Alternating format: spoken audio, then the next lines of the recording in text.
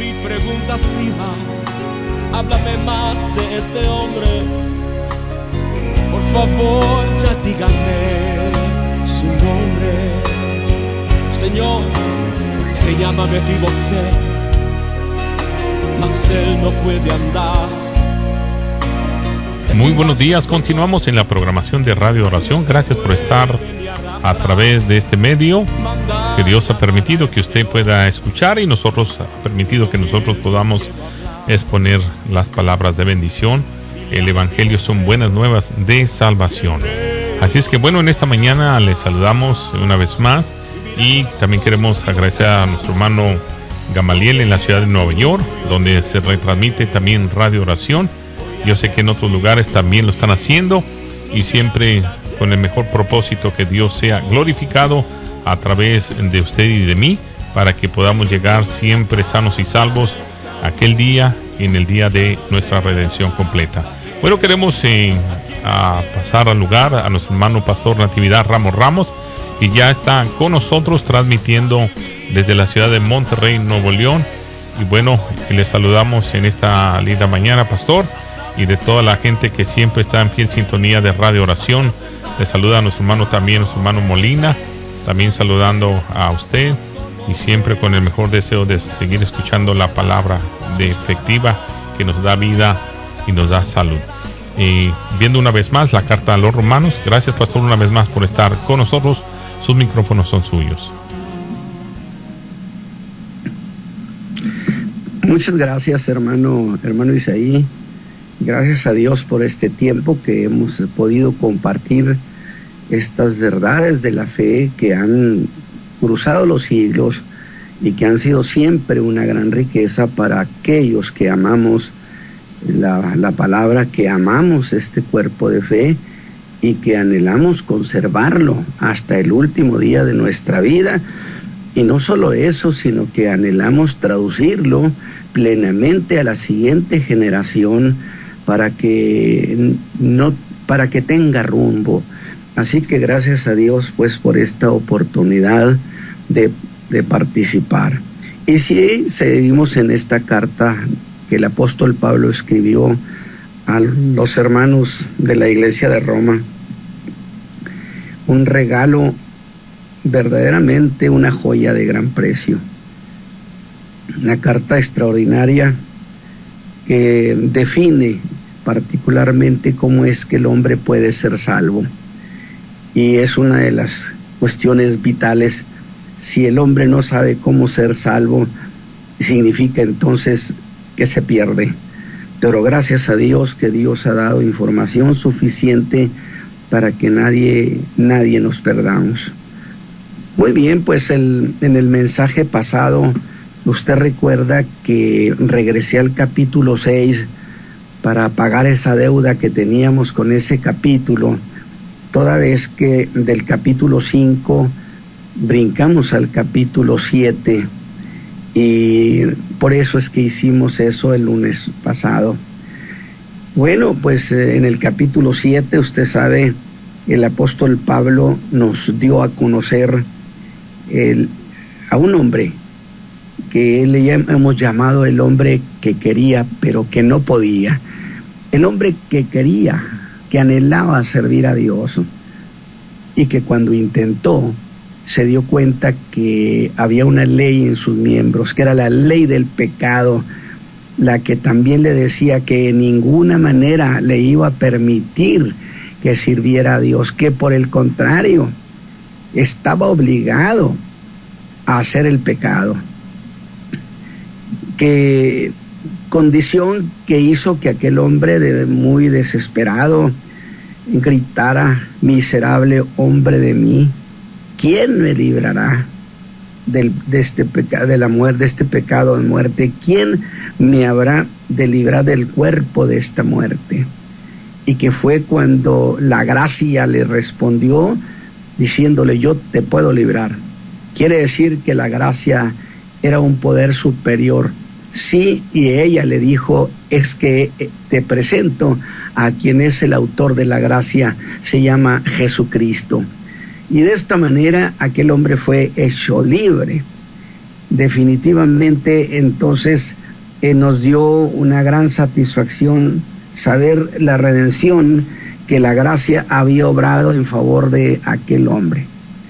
Y luego entonces entramos al capítulo 8 y hemos dicho que el hombre del capítulo 8 sigue siendo el hombre del capítulo 7, solo que ahora es un hombre libre, un hombre que ya no está condicionado por el cuerpo de pecado, no está condicionado a servirle al pecado, sino que ahora es libre y puede entonces hacer lo que él quiere, en el sentido de quiero servir a Dios.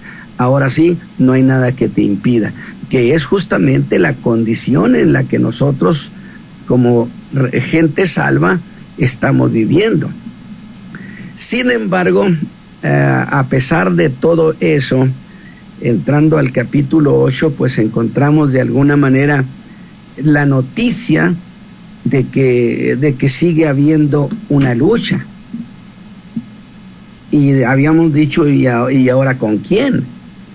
Bueno, resulta que ahora su lucha es precisamente con la carne. Y yo quiero hacer crear cierta infraestructura a esta idea. Usted recuerda que en el capítulo 5 en realidad nos habló del origen del pecado, capítulo 5, pero allí, al hablarnos de cómo por causa de Adán la raza humana caímos, por ese pecado original, por ese pecado número 1, toda la raza fuimos vendidos a esclavitud de pecado. Pero ya desde el capítulo 5, y yo quiero que usted vea esos detallitos porque son los que enriquecen nuestra vida, nuestro entendimiento en esta fe. Desde el capítulo 5, el apóstol deja entrever la posibilidad de que haya algo superior al delito. Es decir, si por causa de ese delito estamos atrapados para no poder servir a Dios, sin embargo nos dice que no como el delito fue el don, de tal manera que eso nos estaba mostrando una condición superior a la del pecado y al delito. Y él habrá de decir luego que se trata del don de la gracia. Esa misma gracia es la que libertó a este hombre del capítulo 7, que preguntó: miserable hombre de mí, ¿quién me librará? Sin embargo, entrando al capítulo 8, dice el apóstol Pablo: ahora pues, ninguna condenación hay para los que están en Cristo Jesús. Y luego de inmediato aborda la cuestión: los que no andan conforme a la carne, mas conforme al Espíritu.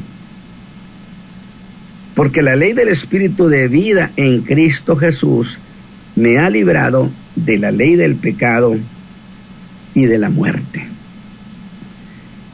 De inmediato nos enfrentamos con el concepto de la carne, que habrá de decir que la carne es enemistad contra Dios, es decir, las obras de la carne. Desde luego, me interesa mucho donde dice el versículo 2, porque la ley del Espíritu de vida en Cristo Jesús, que viene siendo el Espíritu Santo, que administra para los hombres ese don de la gracia, esa vida en Cristo Jesús, que me libertó, dice, nos ha librado de dos cosas: del pecado y de la muerte. Dos cosas frente a las cuales la ley se declaró incapacitada. No pudo contra el pecado y no pudo hacer nada contra la muerte. Pero ahora, esta vida que Cristo me ha otorgado implica que me ha libertado del pecado, de ese pecado que no me permitía, de esa ley del pecado que no me permitía servirle a Dios. Pero no solo eso, me ha librado de la muerte. ¿Por qué señalo estas cosas de esa manera? Porque estoy pensando no en el cuerpo, estoy pensando en el alma. Porque hemos dicho que en la cruz del Calvario, Cristo redimió, Cristo salvó nuestras almas en la cruz del Calvario. Y que allí me dio libertad del pecado y también me libertó de la muerte. ¿De cuál muerte? Estamos hablando específicamente en términos espirituales, porque de la muerte física los hombres seguimos muriendo. Pero el que es redimido, el que es salvo por Cristo, no solamente ya es libre del pecado, sino que al mismo tiempo ya es libre de las posibilidades de la muerte eterna. Porque en Cristo Jesús tenemos esa vida. Y definitivamente entonces ya estoy haciendo una separación entre aquellas cosas que tenemos que entenderlas como cosas del alma y las otras las que tenemos que entenderlas como cosas del cuerpo o de la carne. Pero dije yo, resulta que al entrar al capítulo 8 encontramos que sigue habiendo una lucha, que es contra la carne. Ahora, esto que nos encontramos en el capítulo 8 de ninguna manera es una sorpresa, porque mire, ya desde el capítulo 6 el apóstol había empezado a hacer declaraciones que prefiguraban ese conflicto con la carne. Como en el capítulo 6, versículo 12, cuando dice: no reine en vuestro cuerpo mortal, no reine el pecado en vuestro cuerpo mortal. No está hablando meramente, no está hablando del alma, cuerpo físico.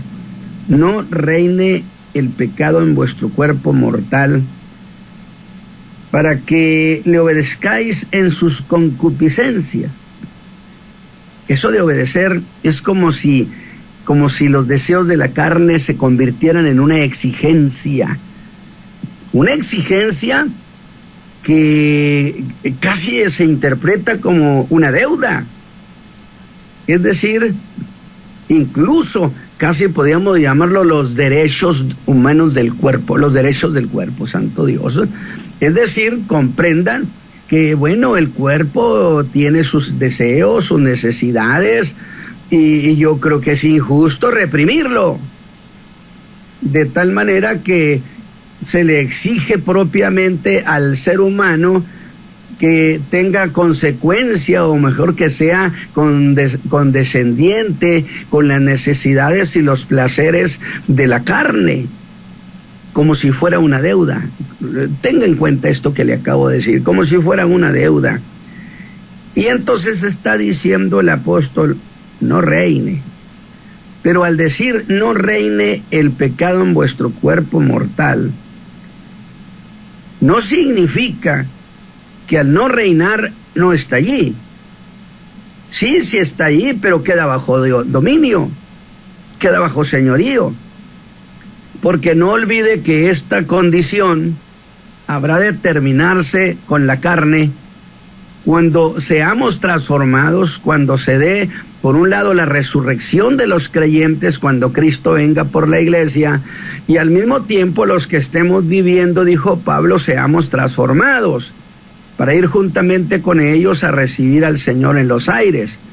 De tal manera entonces que cuando eso suceda, nuestro cuerpo va a ser redimido, deja la consanguineidad y se acaban las pasiones de la carne. Y entonces el alma vivirá ahora sí en un cuerpo que no tiene esas tendencias y desaparecerá esa lucha. Entonces, eso de no reine no significaría o no significará que no exista la tendencia a pecar como si fuera una exigencia. a causa de los deseos que luego se llaman muy legítimos de la carne, sino que esas concupiscencias no dominen, dice Pablo, no dominen el quehacer del creyente. Pero me llama la atención eso de que no le obedezcáis. Y eso de que no le obedezcáis, pues a menos que le esté exigiendo y mandando, sí, las concupiscencias de la carne se convierten en una exigencia que luego a veces el creyente no se la puede quitar de la mente, pero que es lo mismo que dice Gálatas 5:16, y no satisfagáis las obras de la carne. Y miren, hermanos, esto me llamó mucho la atención, estas ideas de no condescender, de no satisfacer las obras de la carne, de no obedecer las obras de la carne. Y entonces quise saber un poco más de la idea que entrañaba esto, y me fui al griego. Y lo hice para que me diera mayor información de las ideas implicadas. No para que me enseñara doctrina. No, para que me diera información de cuántas cosas estaban todavía implicadas en esta cuestión específica. Y encontré que significa, fíjese bien, completar. Y eso en el sentido de consumar una cosa. Es decir, algo así como esto: la carne tiene sus deseos, no dejes de satisfacerla, que se consume su deseo, que se complete, que es darle gusto. De tal manera que eso tiene que ver entonces con las cuestiones de la carne. Pero déjeme explicarle algo más. El cuerpo no peca, sino que el alma que pecar es la que morirá. Entonces, ¿cómo se da este proceso donde pareciera que a la carne se le da un sentido de moral, de capacidad de entendimiento, de exigencia, como si fuera un ser? La cuestión es esta. Espero que pueda darles una idea buena. El cuerpo recibe información a través de los sentidos, es decir, los 5 sentidos. De tal manera que cuando, por ejemplo, por el sentido de la vista, el cuerpo recibe información de lo que hay en el exterior, como aquello de que Eva miró aquella fruta y le pareció agradable, es decir, creó intereses. ¿Cómo sucede? Dijimos que el cuerpo no peca, peca el alma. Pero entonces esa información que los sentidos le dan a la vida pensante del ser humano, que está en el alma, por supuesto que los captura y los envía, dijéramos, a la vida emotiva, ahí donde se dan las emociones, de tal manera que esa impresión de los sentidos, que como se decía con los antiguos predicadores, y era muy común que dijeran: cuidado cuando miras, porque cuando miras quieres, cuando quieres tocas, cuando tocas pecas, y el alma que pecare esa morirá. Es cierto, pero la carne es incitada, porque el alma, la vida está en todo el cuerpo, y entonces la carne crea sus propias intenciones y crea una exigencia hacia el ser moral, hacia el hombre, hacia el alma, para que le satisfaga. porque ella quiere, porque ella tiene interés en esas cosas, de tal manera que los sentidos, al informar al alma qué cosas hay en el exterior, por supuesto que afectan la carne, y la carne reclama su parte, y es precisamente allí donde, mientras el cuerpo no sea redimido, esta tendencia estará presente en la vida del hombre. Y vuelvo entonces a eso que yo estaba explicando del griego, que le pedí que me diera una información específica sobre esa cuestión. Una de las acepciones, ciertamente dije, significa completar, pero mire, una de las acepciones significaba algo así como una deuda. Y yo quiero que usted esto lo use para un entendimiento. De tal manera que significa concluir algo. También significaba una acepción como el acto de pagar un impuesto. O sea, algo que está impuesto. Pero ya que hemos tomado la palabra pagar, a mí me llamó mucho esto la atención, y yo digo, bueno, pues armemos con eso una idea que nos dé sentido al tema y que esté de acuerdo con la escritura, con lo que estamos tratando.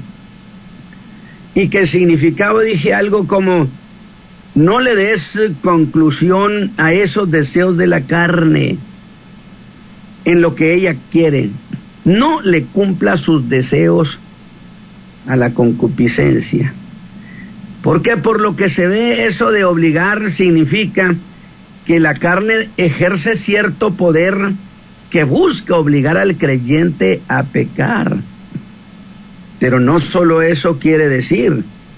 Dije, tiene la idea de pagar una deuda. Y esta última me parece muy significativa. ¿Qué de pagar algo? ¿Cómo se debiera interpretar?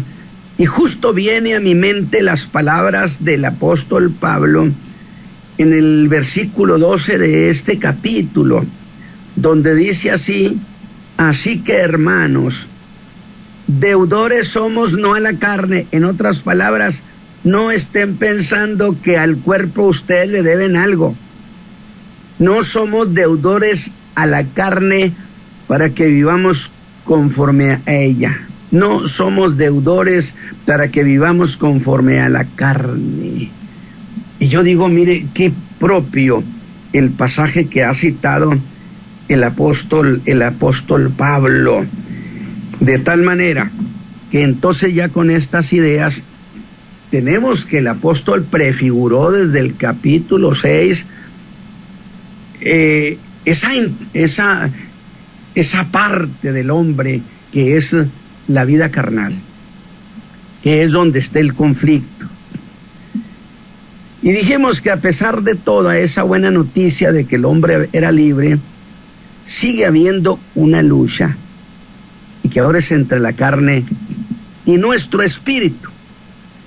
No el Espíritu Santo, por lo pronto, no, y nuestro espíritu, porque es el hombre el que tiene que vencer, y porque está espíritu con minúscula. Y la pregunta propia sería, ¿pero por qué sucede eso si yo ya soy un redimido? Es allí donde se hace necesaria la aclaración. Es que redimir equivale a volver las cosas como fueron en origen. Y en la perspectiva bíblica de Paulina, hay que pensar en que la Escritura, el apóstol nos hablará de 3 casos de redención, donde redención es ciertamente comprar, pero particularmente significa volver las cosas a como eran en origen. Esta propiedad le pertenecía a tal persona, a tal familia, pero por alguna razón la perdieron. El Redentor la recuperaba y la recuperaba para la misma familia, de tal manera que las cosas volvían a ser como fueron en el principio. Esa es la palabra redención. Donde alguien decía que la palabra redención es hasta más hermosa que la palabra salvación, porque la palabra redención es describir el cómo nos dieron esa salvación, y que son 3 clases de redención que Cristo ha garantizado. Una, la redención de nuestra alma. Esa fue hecha en la cruz del Calvario.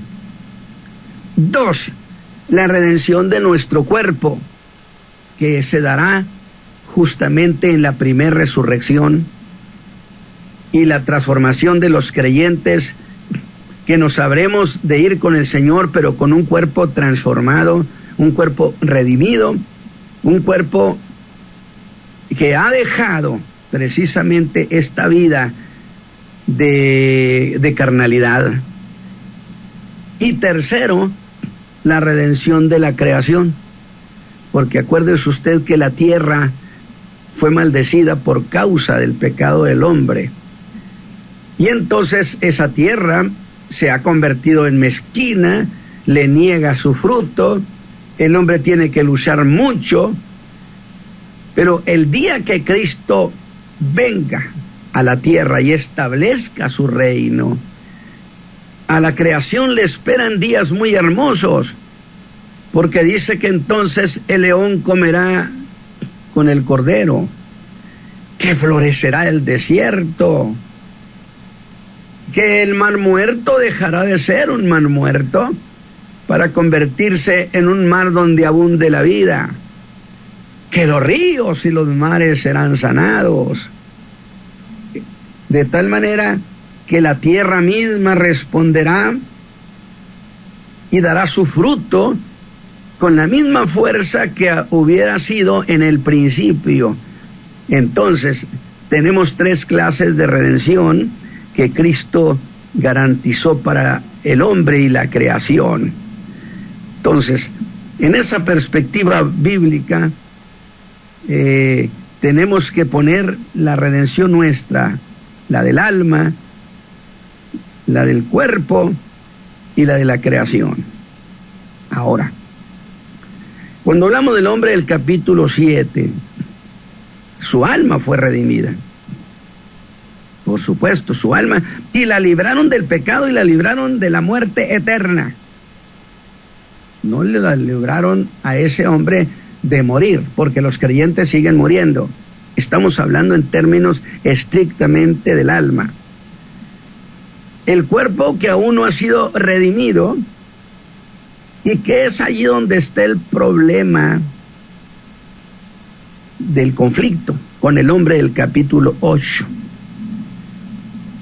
Entonces, hay que tener cuidado y distinguir y delimitar los territorios.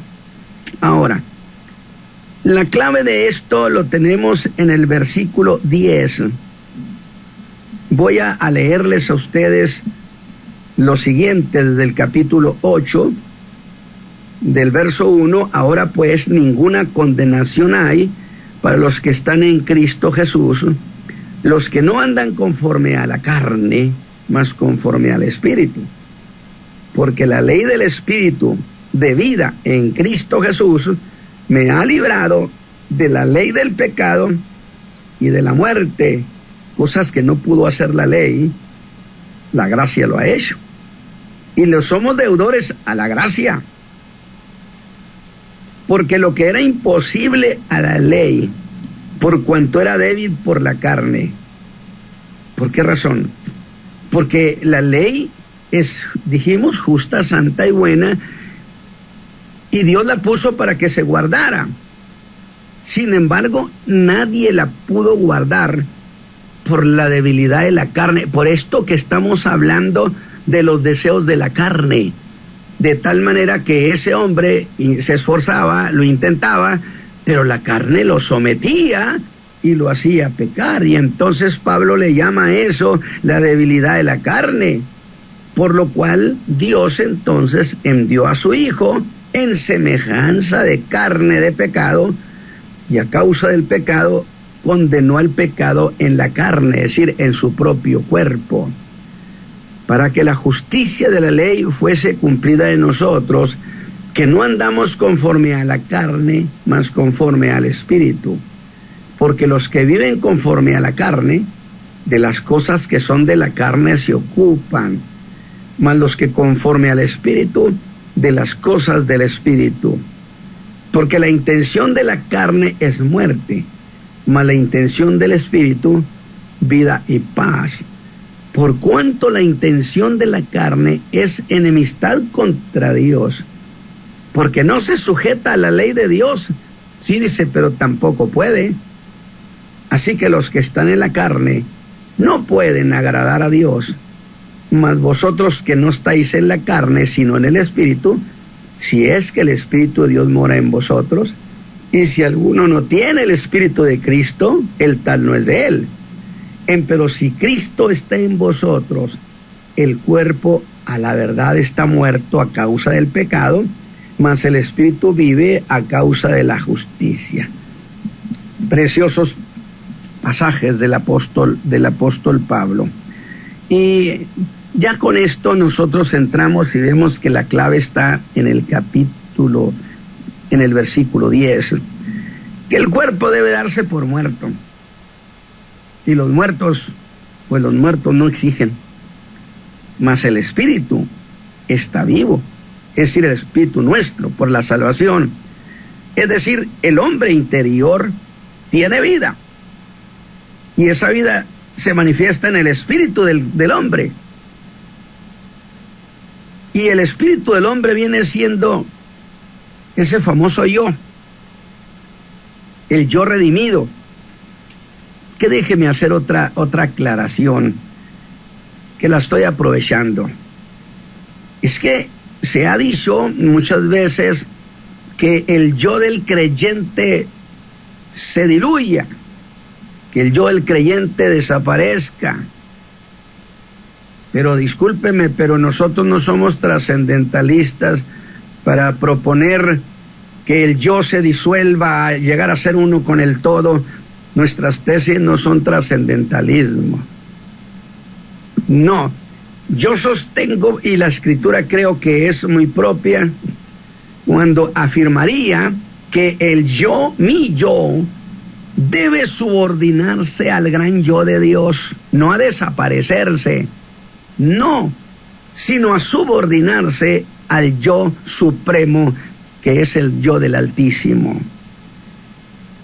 Ahora, ese yo redimido no está sujeto a la ley del pecado. Por lo tanto, ese hombre interior, ya no hay en él la ley del pecado que le obligue a pecar, porque tiene además ya vida eterna. Es el hombre interior y no está sujeto a muerte.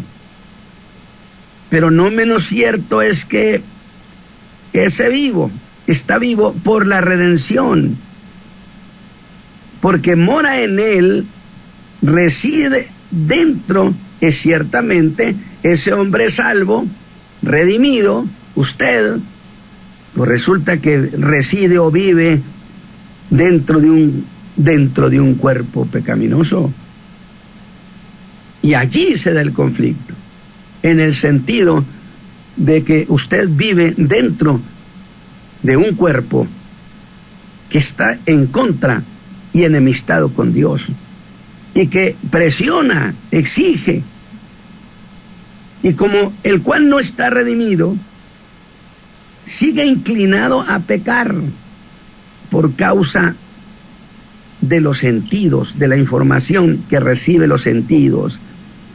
Pero el hombre redimido que vive en él puede sujetarlo.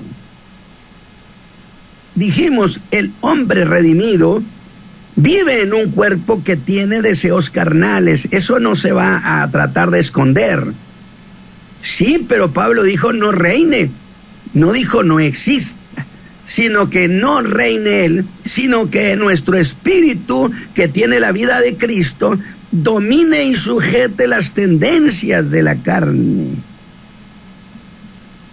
Porque el cuerpo sigue expuesto, dijimos, a la enfermedad y a la muerte. Y será redimido el día que Jesús venga por la iglesia. Pero volvamos al capítulo 8 de Romanos y veremos que ese hombre interior, aunque viva en ese llamado cuerpo enemistado con Dios, tiene una voluntad libre, tiene poder suficiente para sujetar los intentos de la carne. Pero sucede algo más.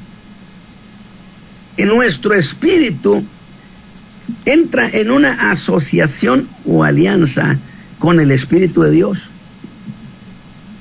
Nuestro espíritu entra en alianza con el Espíritu de Dios. Por consecuencia, estamos fijando la postura de que el creyente no tiene excusa para decir que la carne no le permite servir a Dios. Y que ya hicimos la aclaración en el mensaje pasado. Bueno, pues la llenura del Espíritu Santo es lo que hace que el hombre interior, el creyente, tenga el poder para poder sujetar estos intentos de la carne. ¿Sí? Nuestro espíritu dice que en el versículo 16, el Espíritu Santo anima al creyente. Hay una relación entre el Espíritu de Dios y nuestro espíritu, definitivamente, porque el mismo Espíritu da testimonio a nuestro espíritu que somos hijos de Dios. Pero yo hago una pregunta. ¿Animarlo por qué? ¿Por qué tiene el Espíritu Santo que animar a ese creyente? ¿A qué? Fíjese usted lo que Pablo menciona en el versículo 15, porque no habéis recibido el espíritu de servidumbre para estar otra vez en temor, mas habéis recibido el espíritu de adopción por el cual clamamos Abba Padre, porque el mismo Espíritu da testimonio a nuestro espíritu que somos hijos de Dios. Ahora, ¿pero por qué tiene que animarlo? Bueno, no se le olvide que ese hombre del capítulo 7, usted y yo, nunca habíamos sido hijos, en el sentido de hijos de Dios. Siempre fuimos siervos del pecado. Y se ha desarrollado en ese hombre del capítulo 7 una mentalidad de siervo que no es capaz de hablar con confianza, porque el siervo no podía levantar la cabeza frente a su señor. No podía hablar ni decirle Padre, ni decirle no. De tal manera que él estaba hecho a esa servidumbre. Y cuando viene a Cristo, ¿sí?, trae de nuevo esa misma idea de servidumbre. Y el Espíritu Santo trabaja en él para hacerlo que se comporte como un hijo y no como un siervo. Que camine como hijo, que piense como hijo. Bien dijo Salomón, hay príncipes que caminan como siervos sobre la tierra. De tal manera que cuando ese creyente es animado por el Espíritu de Dios para que ahora levante su cabeza, se dirija al Padre y le diga Abba Padre, y que no se lo diga entre dientes, sino que lo diga con gozo, con plena confianza: papá, aquí estoy. ¿Por qué lo anima? Porque dice que el Espíritu da testimonio a nuestro espíritu que somos hijos de Dios, que ya no somos siervos, que somos hijos. Sin embargo, Pablo avanza en esa idea de que somos sus hijos. Fíjese bien, de que somos hijos de Dios. Por lo que debemos cambiar la fe de un siervo por la fe de un hijo. Pero ahora nos da una sorpresa en el versículo 17. Y dice, y si hijos, también herederos. Eso no lo esperábamos. Fíjese de dónde vino con ese hombre el capítulo 7, lo hizo libre, le enseñó el Espíritu de Dios a que dijera padre, que cambiara la fe de siervo por la fe de un hijo, y ahora le dice, mira, ¿por qué te dije que eras hijo? Porque resulta que también eres heredero. Y entonces cuando dice la Biblia que somos herederos, yo digo, espéreme un momento, no echemos campanas al vuelo. ¿Herederos de qué? Si ya todo se lo dio al Hijo, ¿o acaso no dice Hebreos 1:2 que a Él lo constituyó como heredero de todo el universo? Entonces, si al Hijo le dio toda la herencia, ¿en qué forma yo soy heredero? ¿A mí qué me toca si todo lo tiene el Hijo? ¿Qué le parece? Pero es que el asunto está muy lindo, y es que Dios ciertamente le dio todas las cosas a su Hijo, pero a nosotros nos dio a su Hijo. Y por lo tanto, si nos dio al Hijo, no nos dará con Él todas las cosas, dice la Escritura. Dimensione esto que Pablo está enseñando. Por eso dijo Pablo, el delito no es como el don. Y aquí Pablo toma los hilos y los hace una sola verdad: que el creyente tiene una relación familiar con Dios, y que el que exista una relación de familia como hijos nos lleva entonces a la cuestión de ser herederos, y nuestra herencia no entra en conflicto con la herencia del Hijo, pues es herencia en Cristo. Por eso nos llama también coherederos, y que según Efesios, ¿por qué nos dieron el Espíritu? Nos lo dieron como las arras, nos lo dieron como la prueba de nuestra herencia.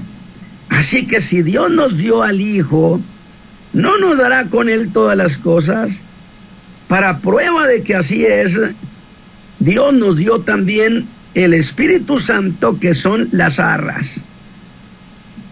Sin embargo, Pablo nos tiene impuestos a las sorpresas. Y en el versículo 18, es la clave, por supuesto, de acceso.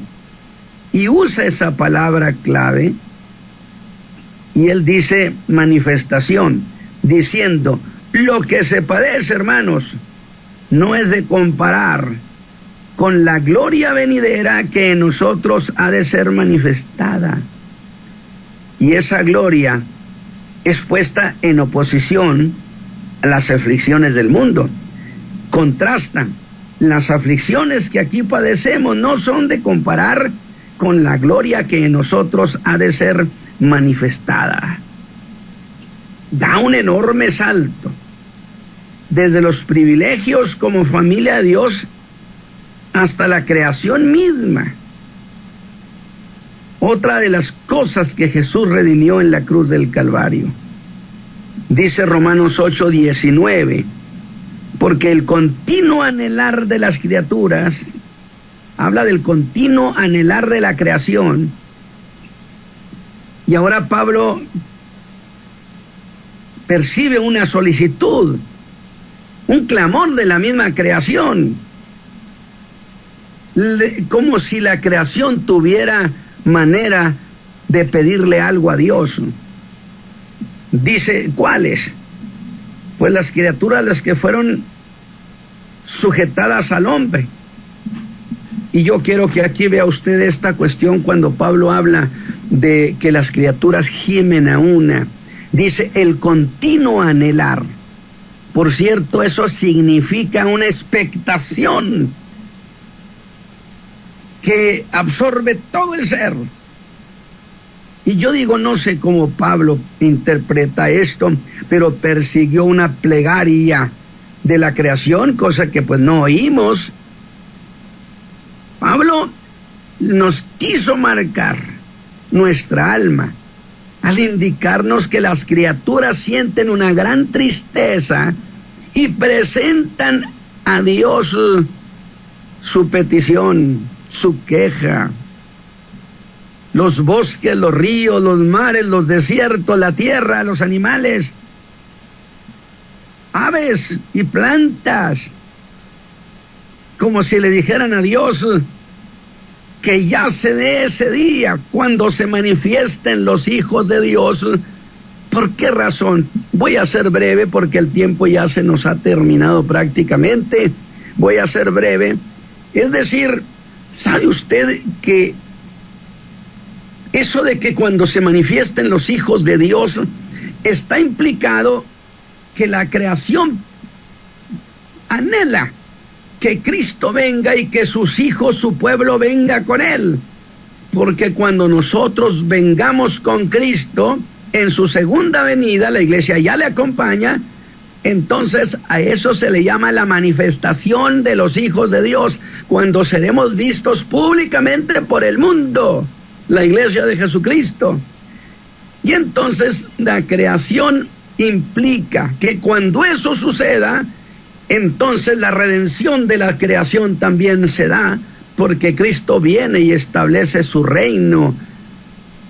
Oiga, qué interesante. Fíjese usted lo que significa eso. ¿Sabe qué significa, hermano Isaí?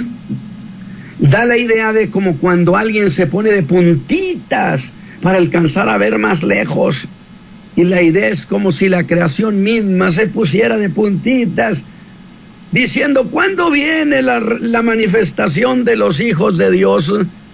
Es decir, cuando Cristo venga y la iglesia venga con Él, los hijos de Dios vengan con Él, entonces se establecerá su reino y entonces la tierra será redimida. Por eso la creación gime esperando la manifestación nuestra con Cristo. Fíjese hasta dónde hemos sido levantados.